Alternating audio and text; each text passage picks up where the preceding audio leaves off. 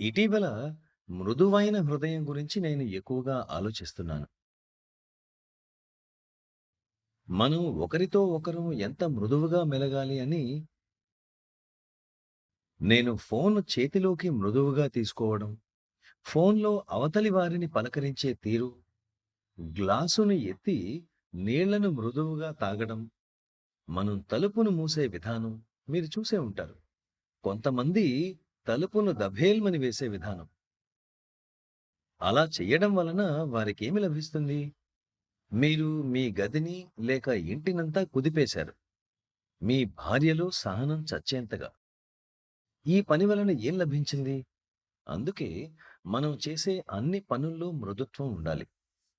మనం చూడటంలో, వినడంలో కూడా మృదుత్వం అవసరం. ఈ మృదుత్వం హృదయంలో కలిగి ఉంటే భగవంతుని మనం స్వాగతించగలం, నిలుపుకోగలం. మనం అహంకారులమైతే మనకు భగవంతుడు చాలా సుదూరంగా ఉంటాడు.